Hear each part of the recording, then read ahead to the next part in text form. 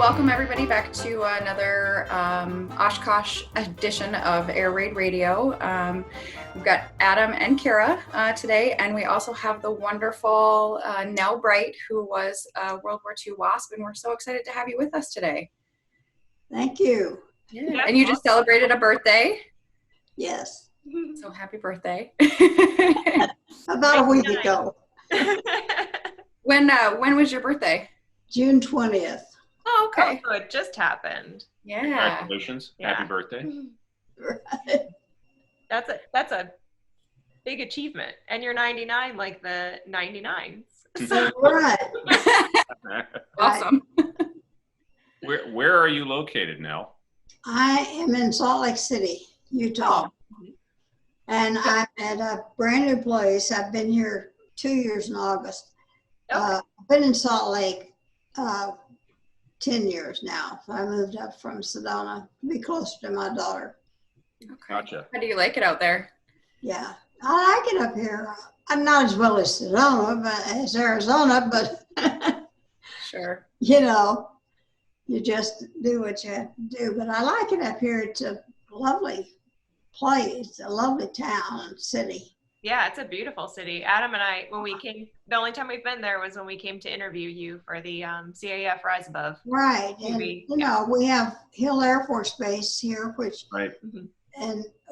I've, you know, spoken to the young pilots out there and everything. So Mhm. I have, and then we have a wonderful Veterans Hospital here, which I get all of my health things there.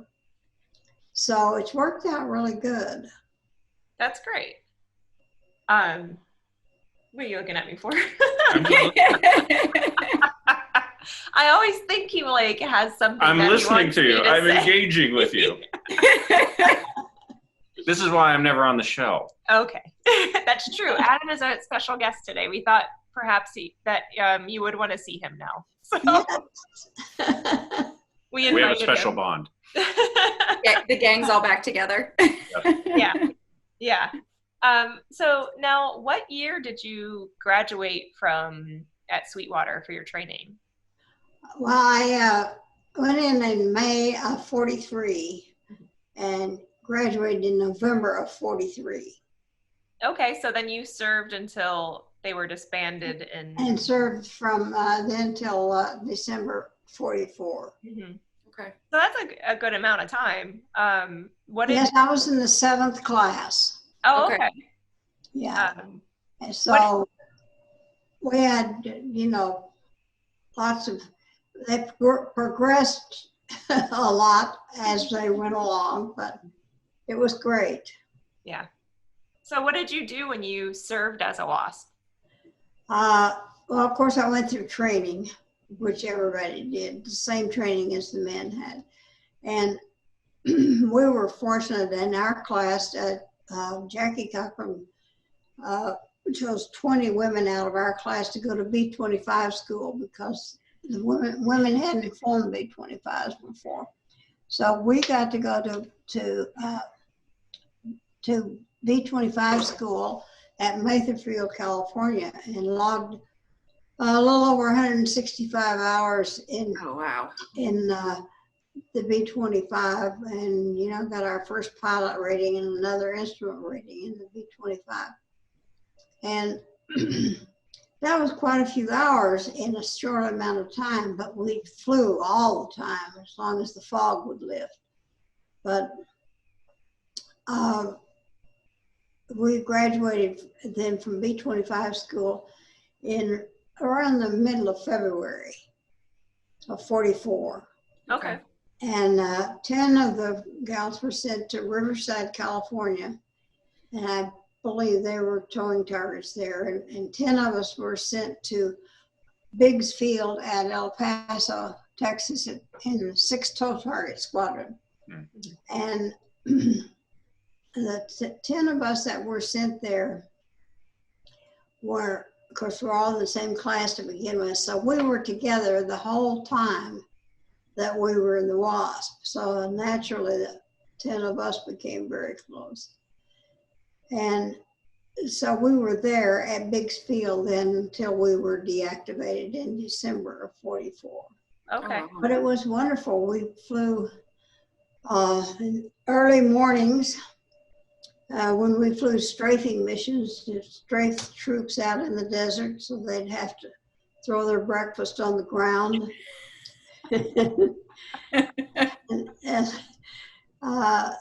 And we would do that in P-47s and the two Douglas, the two Helldivers, Navy Helldivers, the Douglas Dauntless and the Curtiss Helldiver. Wow. And then we would tow targets in the B-25s and the B-26s. Mm-hmm. Probably do that in the afternoon or the rest of the other part of the day. And at night we would fly the twin-engine Beach to training the boys in the searchlights. Mm-hmm. How to use Okay. the searchlights. We were training the boys at Fort Bliss, Mm-hmm. which was an Army base right across the highway from Biggs Field at El Paso. So it was anti-aircraft ground to air. They were shooting real bullets at our target that we were towing about 2,500 feet behind our airplane. Fortunately, they never hit our airplane. Yeah, I was supposed to say, did you ever get nervous that they were firing live ammunition at you? Well, one night, the flak was breaking in front of our airplane rather than back where the target was supposed to be. So we had to do some evasive action there and call the ground forces and tell them we were going back to base. When they learned to shoot better, we Oh, that's great. I like it. So what was it like flying the B-25 now? Oh, that was a great plane. It was easier to fly. It was an easier plane than the B-26, but I really loved the B-26. It was a hotter plane than B-25, but it was a very dependable airplane, and it was a great airplane to fly. Was the B-26 your favorite plane to fly? Well, I think I would say probably the B-25. I like it. The B-26, you could not take your attention off of what you were doing at all. Oh, yeah. It was, but it was a great plane to fly, however. And you were just, it was a thank you, Jesus moment when you got off the Wow. the runway, and the same thing when you got back on, when you landed successfully. Oh boy. Why did it take so much attention to fly it? Well, it was just a plane that you just had to be right with it all the time, because the later models were better about that, but the earlier models, the wings were pretty short, and they discovered it would be better if they were a little wider. But Sure. it was really a fun plane to fly. Well, they were all fun, actually. But. Oh yeah, I'm sure. One of my favorite rides in an airplane was in the B-25. So it's fun to fly. Well, it was great. I went up a couple of times since I've been up here. Once out at Heber when Commemorative Air Force had their B-25 out there, and then they had it up at Wendover too, one for some kind of show one time. So that's awesome. Yeah. it was I love different riding it than flying it. Yeah, and then of course by that time the FAA had said that nobody could sit in the co-pilot seat if they weren't qualified, so I didn't get to sit up front. Oh. So that wasn't much fun. Yeah. Boo. No, it's not much fun once you've gotten to fly it. Taking a back seat. Yeah. Oh.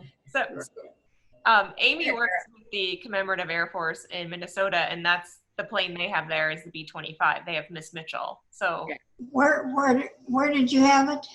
We're in Minnesota, in South St. Paul. Oh, in Minnesota. Yeah, and she's my favorite airplane, I think. I've got my B-25 earrings on. Oh, how great. Well, I have to wear them for you. it would fly very well on one engine also. Oh, well, that's good to know. yeah. Good to know. When we were at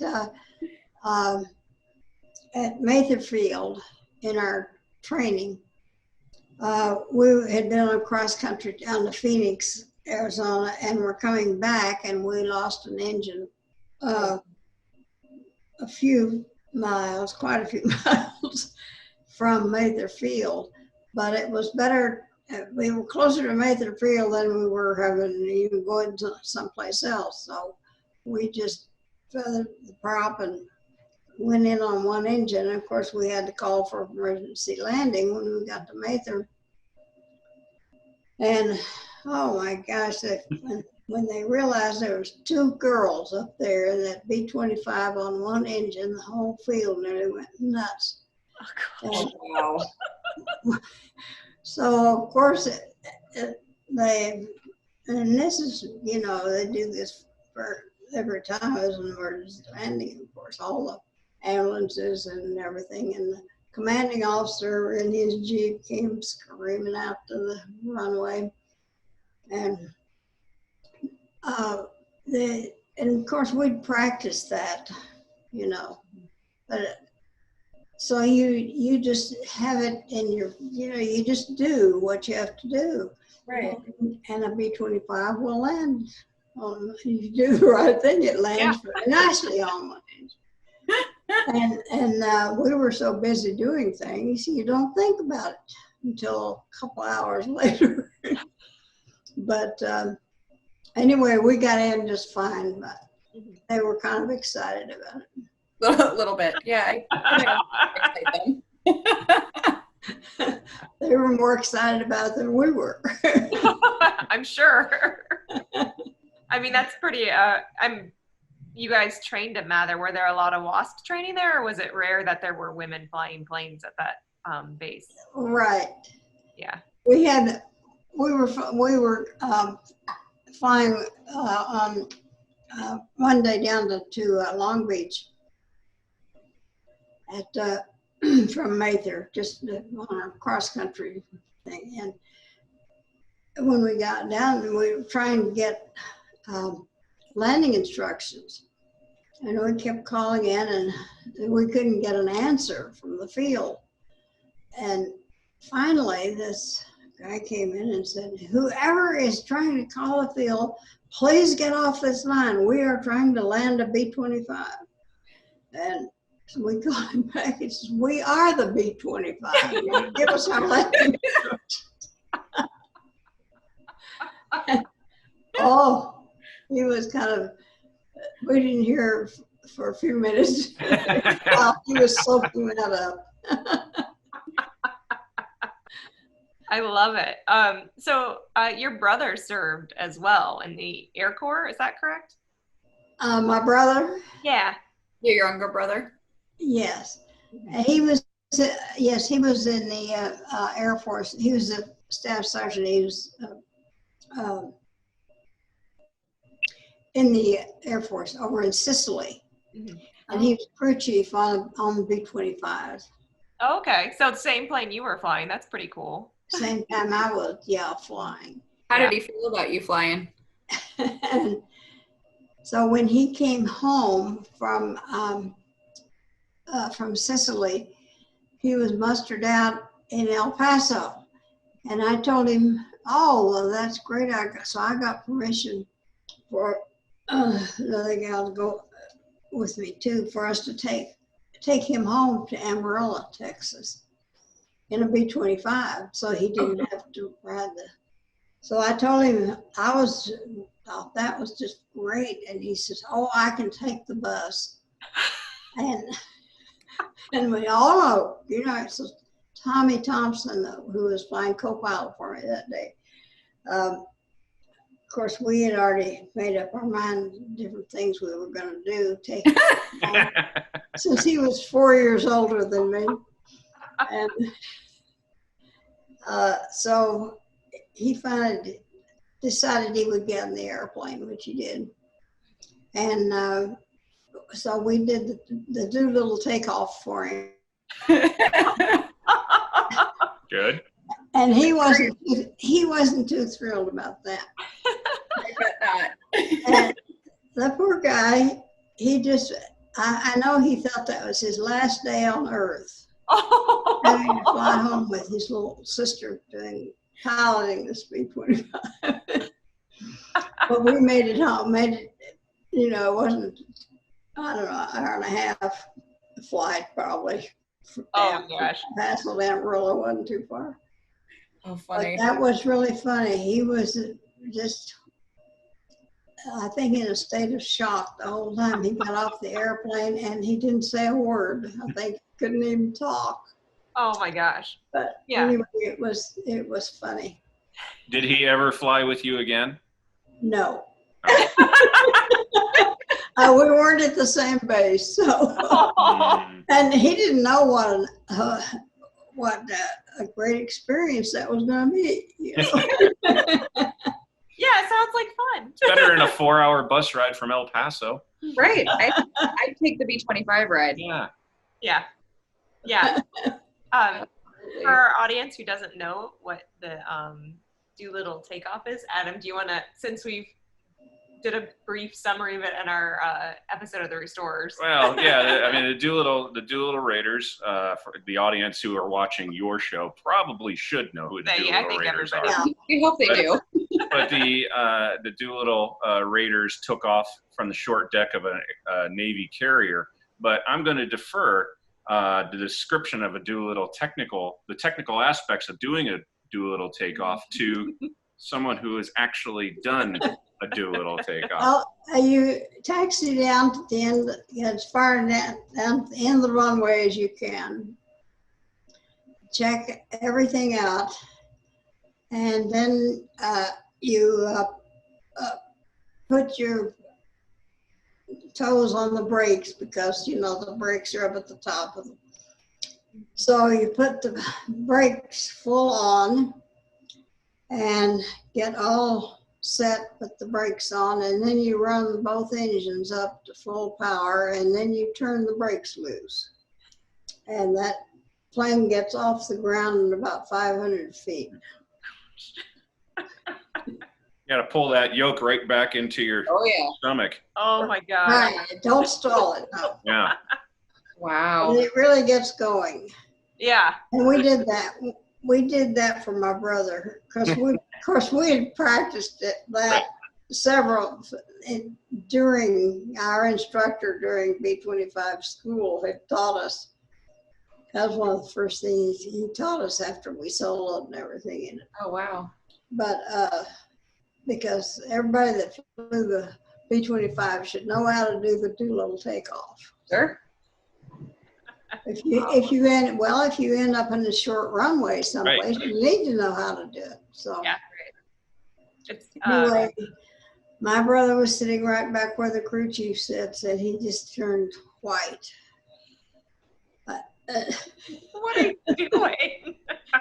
We didn't tell him that's what we were going to do. Oh my gosh. Wow. I'm sure he was grateful it was only 30 minutes late. Yeah. Yeah, after that kind of open takeoff. water. Yeah. Poor guy. So, Nell, have you always had a love of aviation, even when you were little? Yes, my dad took me out the airfield when I was 8 years old, when one of the old barnstormers from World War I came through. Oh, wow. And he had called up my mother and said to get me ready, he wanted to take me someplace, and he wouldn't tell her where he was going. So we got out there, and those things were just held together with Scotch tape or something. But anyway, my dad said, "Do you want to go up?" Because it cost 50 cents or $1 to go up or something. I said, sure. And so the guy got all kinds of cushions and everything else. I was 8 years old. And, so I could see out the cockpit and took off. And I just thought that was the most fun that I had ever had in my life, and that at some time in my life, I was going to learn to fly. Well, You that's knew it amazing. then. You knew it when you did that flight that you wanted to be doing that somehow to be a part of that. Right. So that was in the back of my head. So I finished college when I was 19. So I started then taking flying lessons after that. I applied for the CPT training that they had at the university, but then it took one girl. Yeah. And the instructor had a daughter, so she got the spot. But it was just kind of, you know, in my dad had a hard time telling my mother where we'd been.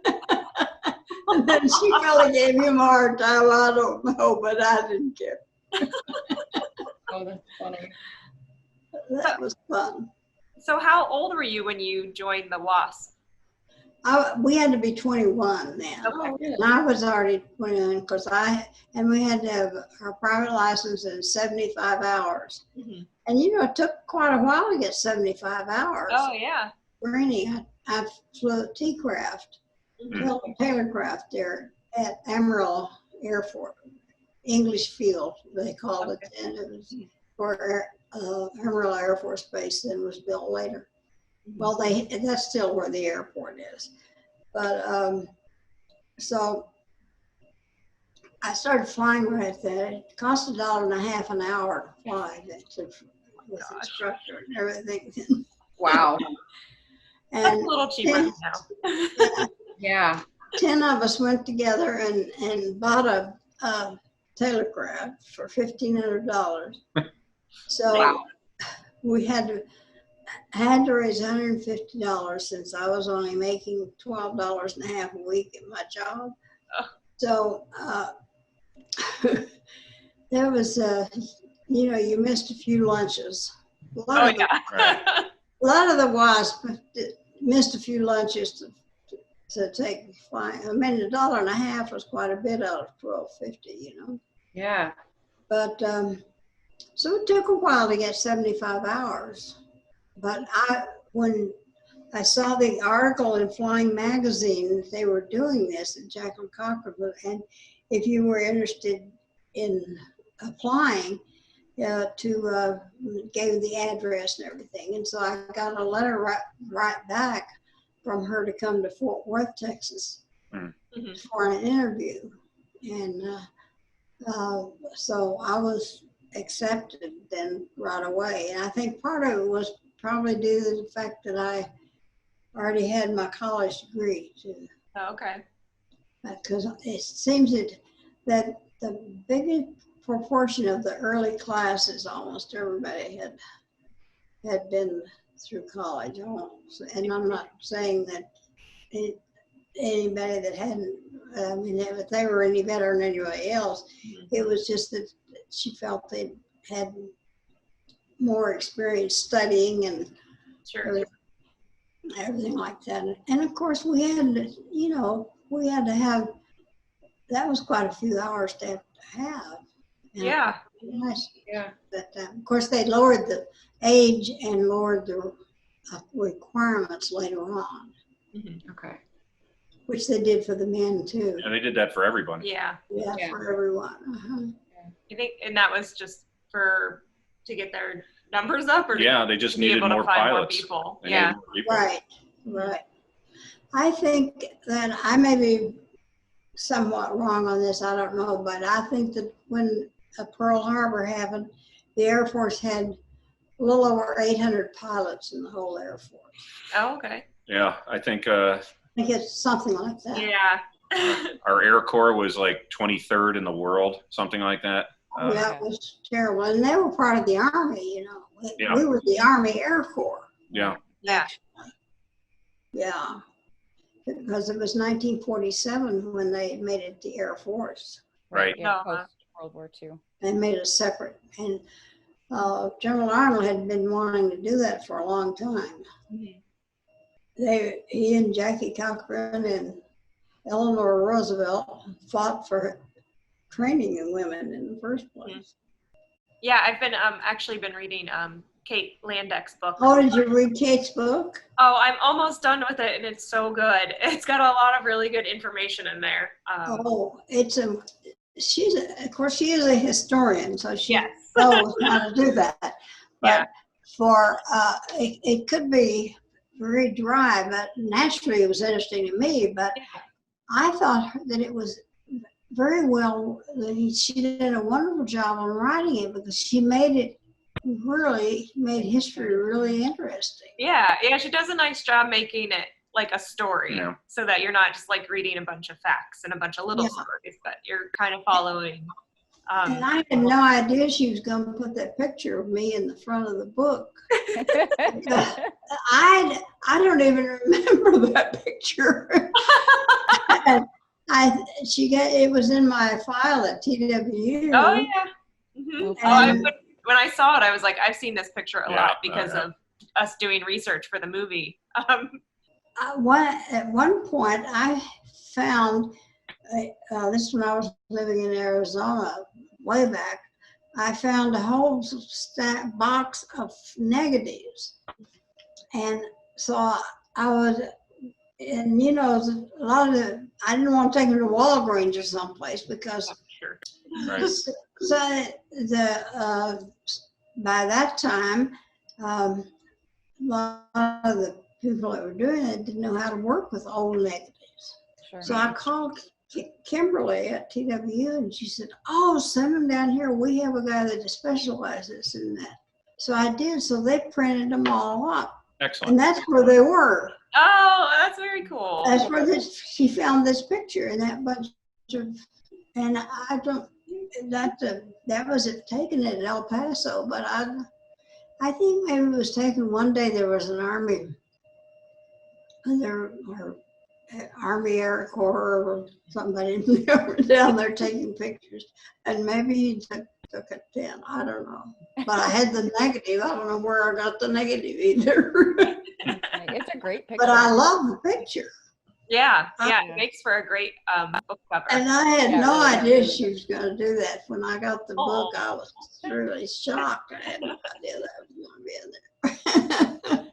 Yeah, and I'm actually at the point in the book where you all started doing your WASP reunions, and I think that's one of my favorite parts of the story is that what you did when after disbandment. So that was really great. We had one in 1940. It must have been 1948 because I already had my son by that time, and he was born in 47, and I think it was the next year. Our first reunion, and then we did in Dallas, and it was great. But we didn't get together again till, I don't know, the 60s or 50s, late 50s or 60s, yeah. How many people showed up for your first reunion? Not too many, actually. I don't remember the amount, but there were not too many. Why did you guys wait so long to do the next one? Well, everybody was busy raising kids and trying to, and you would tell people what you did during, and half people wouldn't believe it. They thought wow. They didn't even believe that. No. What?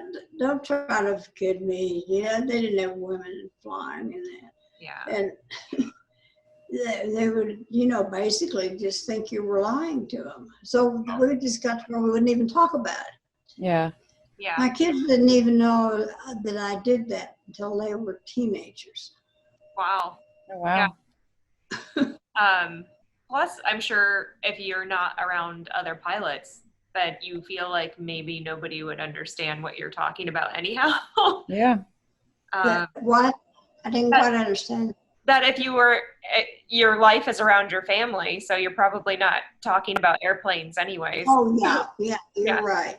Yeah, you're right. And that's kind of what everybody, now a few of the girls, as you know, she and her husband had a, flight thing, and Margaret Ringberger had 40,000 hours, I think, when she quit counting. Wow. She, That's amazing. she flew, she just never did stop flying. Yeah. And, but there were very few of them. Yeah. Yeah. And that's the part I am at the book where there's not.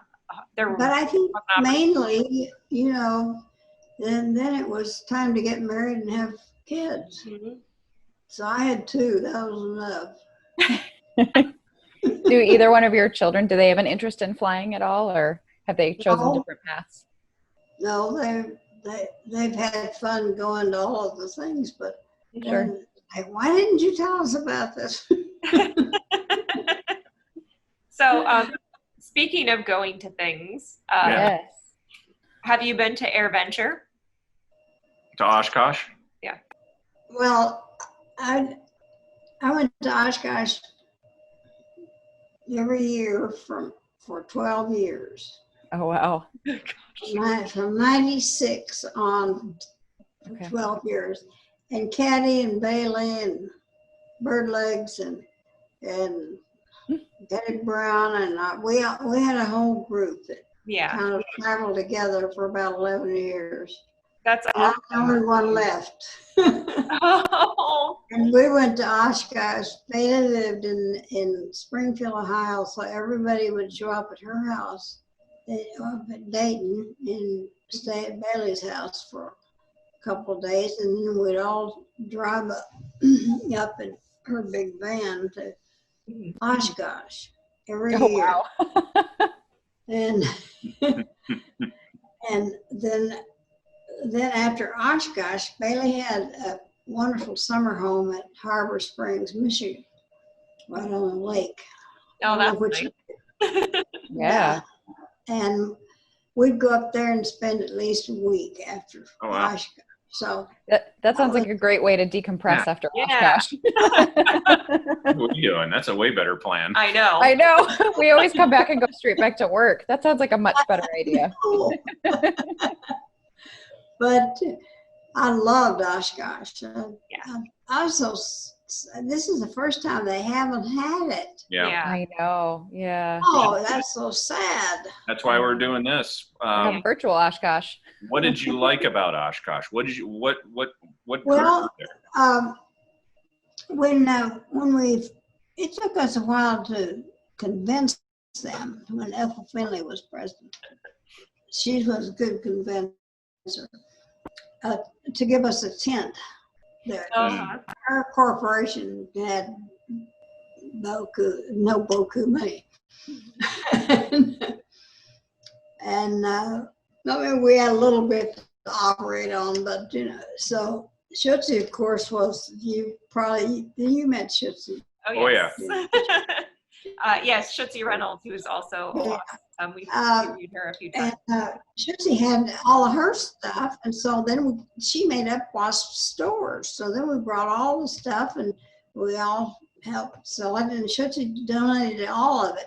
She didn't make money on it. She donated everything to the WASP treasury, and that's how we started building up a little bit of money. But finally, then when we did start going to Oshkosh, then we spoke at some of the places around there, and they decided that we were a pretty good publicity draw.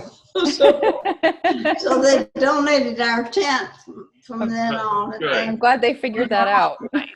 Right, and later on, then when Richard Schaefer started coming all the time, and he was working at the Pentagon then, and he fell in love with WASP, so he got us into the Air Force building there. And Chuck Yeager had a spot in there too, except Chuck Yeager would leave whoever he could find to go over there and sell his, and then he'd spend all his time over hangar flying with us. That was Some wisdom. Yeah. Funny. And Charles McGee was there every year, and Charles stayed, so he was and he stayed at the what was the place we stayed there at? Oh, the Jesuit retreat. Jesuit retreat out. Yeah, he stayed there with us.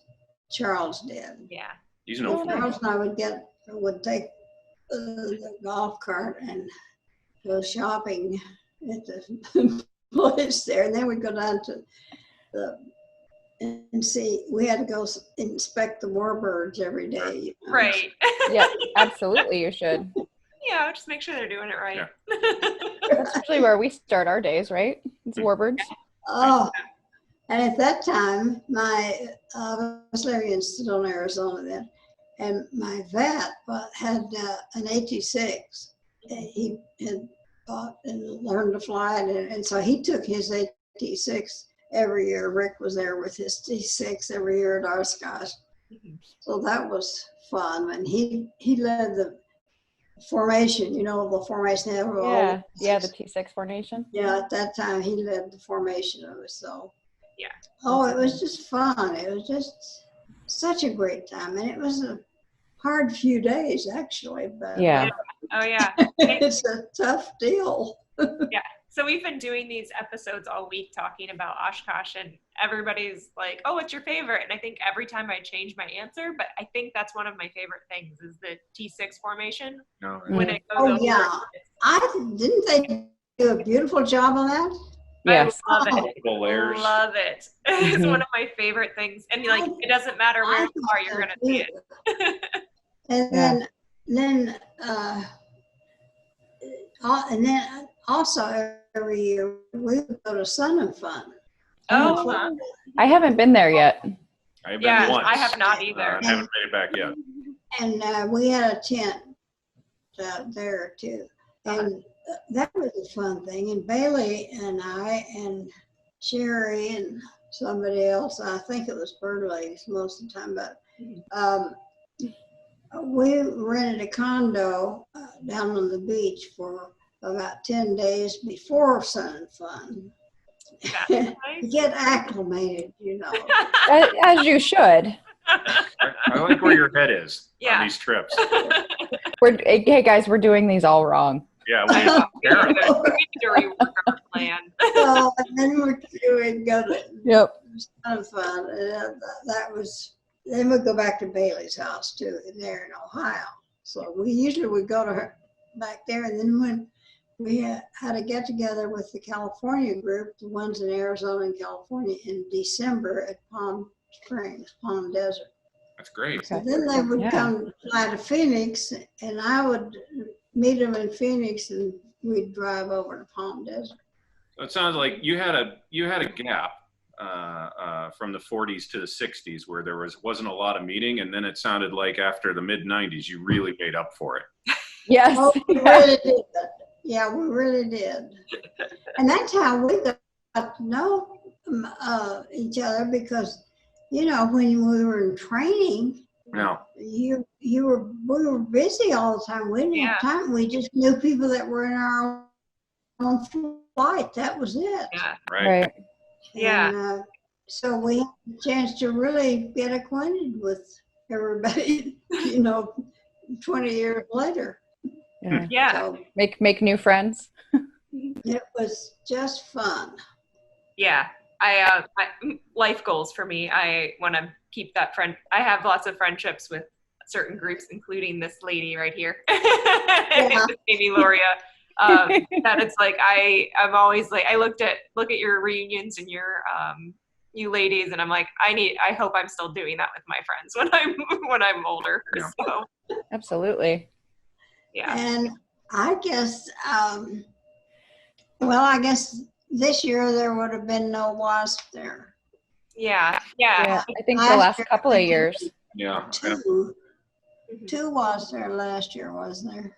Yeah, I think there was Jane Doyle. I think it was Jane Doyle and Kay Hildebrandt, and they both passed away. Yeah. Yeah. And then we didn't get to have the reunion this year either. No. I know, because of all of the stuff going on. That's very That's disappointing. a hard weekend too. When the way they keep us going because we always love to go to Yeah. prom. Mhm.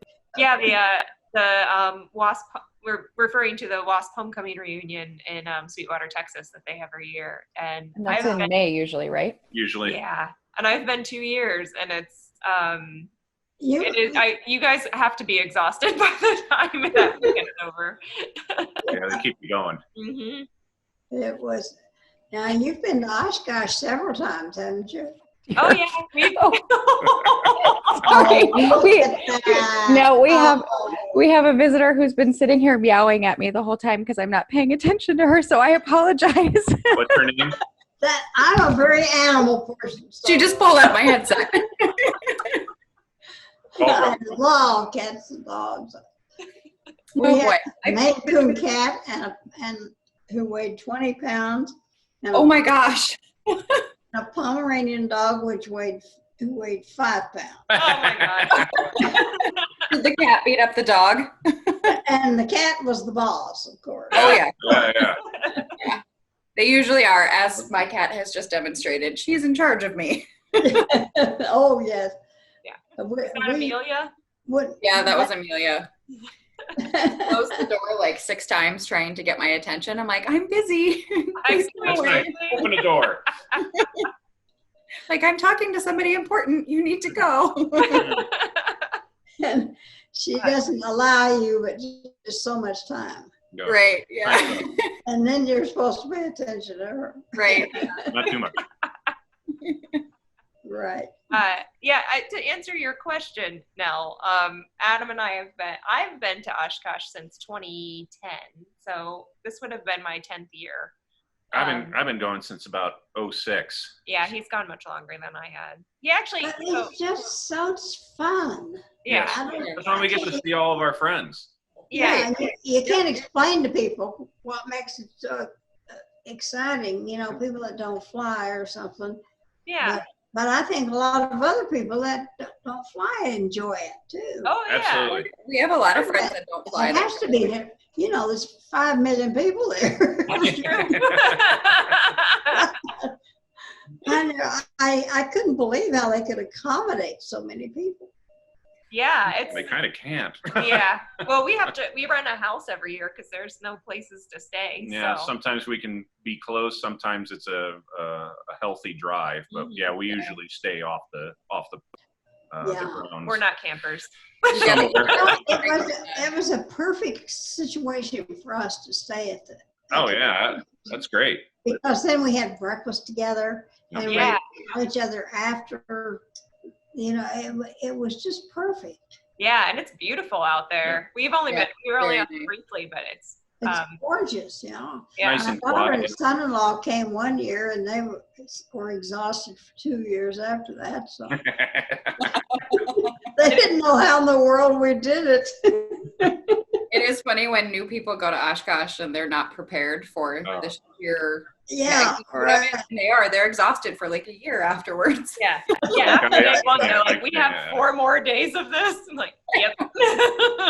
Pace yourself. It's been such a pleasure to talk to you, Nell. I've enjoyed listening to some of your stories. I'm sure you have a ton more. well, thank you for the invitation. Have her on again. Yeah. Yeah. We'll have you back on the show. Absolutely. Yeah, we'll talk. We can talk more B-25 shop. Right. And, Yeah. You should. Oh, yeah. Oh, well, this has been fun. It has been fun. Okay. It's been very nice to catch up with you. And Thank you. Yes, and thank you for coming, Adam. yeah. Oh, my pleasure. Thanks for joining us, Today. He was like, "Oh no, I need to go get cleaned up if I'm gonna be got on the beach." I gotta put the Oshkosh shirt on. I gotta shave. I gotta Right. make myself presentable. He was warned. He was Okay. told he was gonna be on there. So, well, it was very nice to catch up with you, Nell, and we It's good will. seeing you, Nell. Yeah. Well, same here. Yeah. Take care. Yeah. And we'll How do we get off here? Oh, I'll end it for everybody. So Oh, you do that. Okay. Okay. yeah, I can do that. But yeah, thank you so much, Nell. It's been a pleasure today, and yeah, hopefully we'll see you again soon. Yes. Hope so. Nice to meet you. yeah. Nice to meet you too. All Yeah. right. Let's Bye. Goodbye, Goodbye. and thanks for watching our show. And we miss you all. Next time we're in AirVenture, we'll all get together. So. Okay. Maybe next year. Everybody Yeah. will have to come out for my 100th. Oh, that would be Yes. awesome. Let us know. Yes. We'll have a big float for you. Oh, yes, we will. Absolutely.